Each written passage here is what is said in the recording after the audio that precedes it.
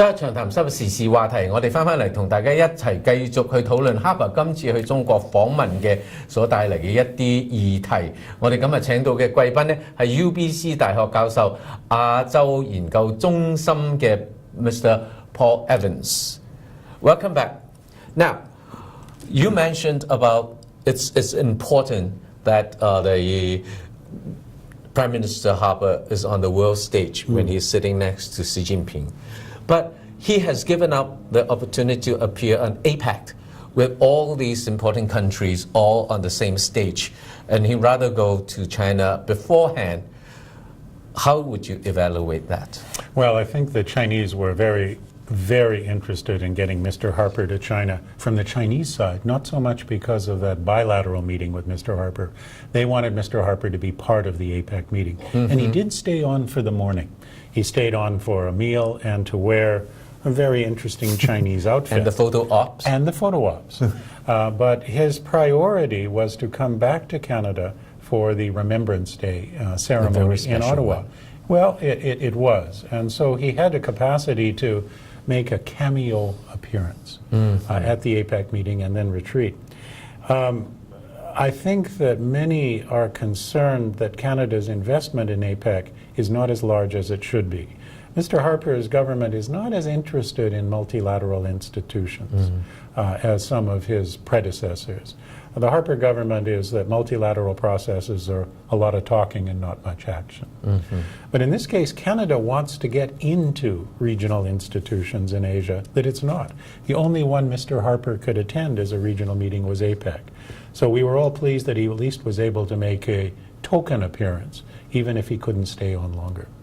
At the end of the day, it's quite appreciated by the Chinese that he has made that effort. Deeply appreciated. Deeply appreciated. Remember, he didn't go to the Olympic Games. There's been several things that the Chinese have encouraged Mr. Harper to attend to be part of.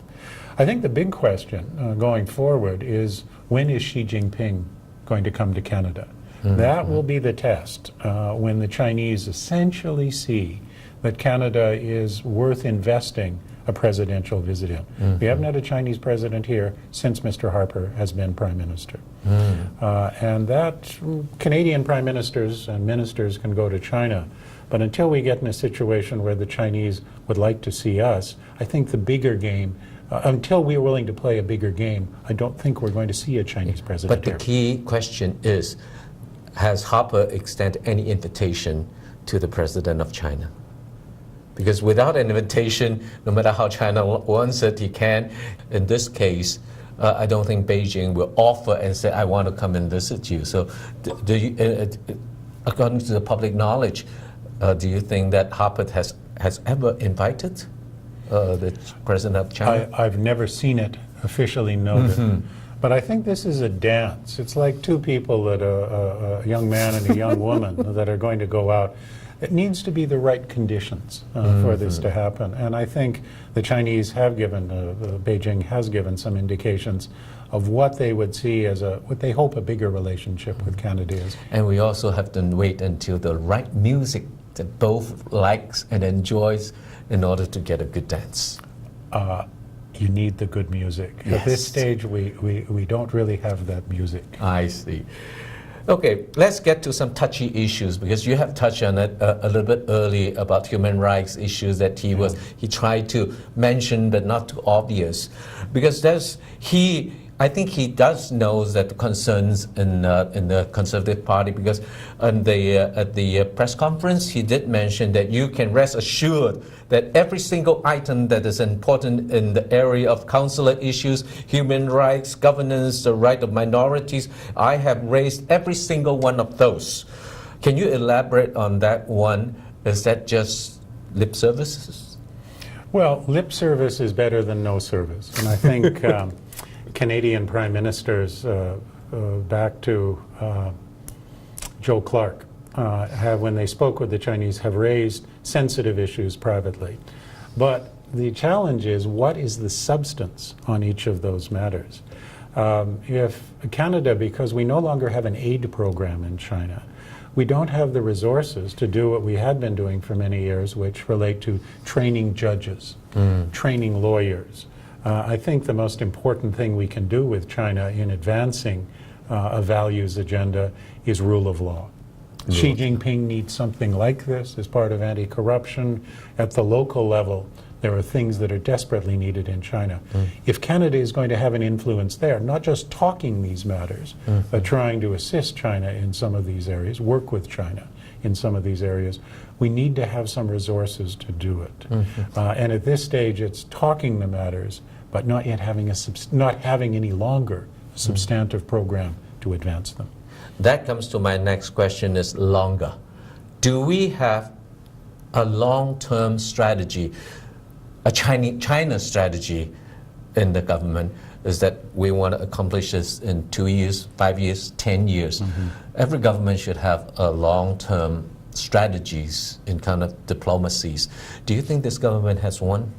Well, it's difficult to think of where the Harper government does have a long-term strategy on any area. It's a government that thinks instrumentally, incrementally, step by step, rather than a big, bold vision of the future.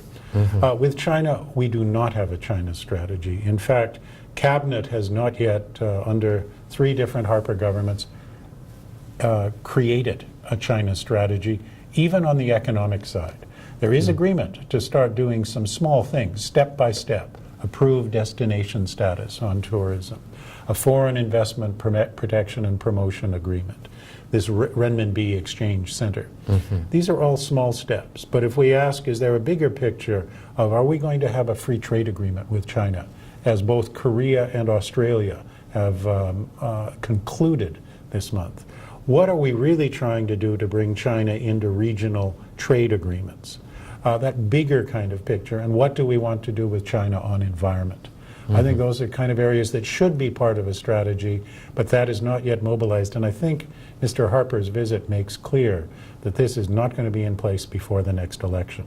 We don't know when that election is going to be, but it's going to be sometime in the next year. And there's no indication that that bigger plan, a plan that we need for dealing with China, is bigger than government. It has to be societal. Because dealing with China, this is not always easy. They're not the easiest player, and we don't agree. There are many value differences, but you need national leadership. And as yet, I think we have to wait till after the next election before that emerges. So before the election and right in front of us is the relationship, well, we're warming, as you said, warming up our relationship with China, mostly in the economic side. But our relationship with the United States has always been, in some scholars' term, is that we still a part of the economic and geopolitical dominance in Asia. The United States is, of course, is the leader of it, and we have to be part of it. How do we balance that kind of a relationship? While we're warming up to China, we are also very close to the United States, who in some way is not that easy on China, particularly on the security and regional security that you have just mentioned earlier. How do you suggest Canada do that? Well, I think this is the big issue that is going to emerge beyond the economic questions. China is becoming bigger, more powerful, but also more assertive. The American rebalancing, the effort to expand its military capacities in the Asia region to pay more attention, is going to have influence on this. To date, the Harper government has not followed a tougher American line on China on security matters. But I think after the next election, whether it is Mr. Harper's government or another kind of government, they're going to have to look, do we want to increase our naval capabilities on the West Coast to try to counterbalance the rising Chinese naval presence? How are we going to position ourselves on more defense arrangements with like-minded countries in the region? So far, the Harper government has not gone that direction.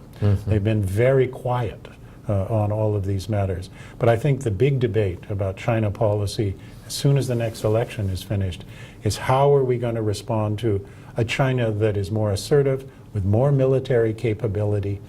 Our hope is that we can work with China in the meantime and try to diminish that, but that's not a guarantee.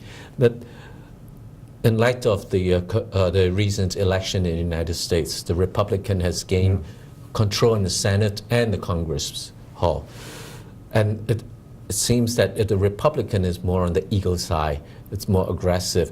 Do you think that will put more pressure on Ottawa, particularly in the Pacific region? Yeah, I think that the other thing about Republicans is while they are tough in rhetoric, they've been pretty successful in building deep relations with China. So we're not on the edge, I don't think, of the second Cold War. They're too deeply integrated, the two economies. For Canada, though, the challenge is going to be, can we play some kind of constructive role when U.S.-China relations aren't going so well? Remember in 1970, when Canada recognized the People's Republic of China 8 years before the Americans did. We were not mirroring American policy. We were trying to work with it in a creative way, not identical, somewhat similar to America, but with some differences. And I think in this more difficult period of the next 5 years, as China's power grows, we're going to wonder if some of that middle power, that ability to be working with the Americans but not taking exactly the same policies, that'll be the question for Mr. Harper, Mr. Trudeau, and Mr. Mulcair.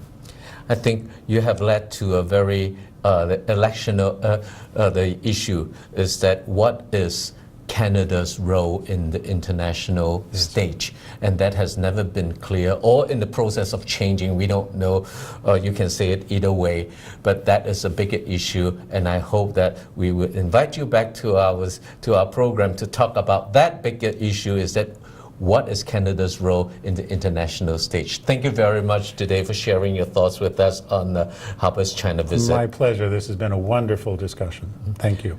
今日我哋請到嘅係UBC 亞洲研究中心嘅 Paul Evans 教授，同我哋傾下我哋 Harper 最近去中國嘅一啲訪問，我哋得到亦都好多新嘅見解同埋新嘅睇法。周一長談今日到呢處為止，我係黎拔佳 BC Lee， 下一次再見。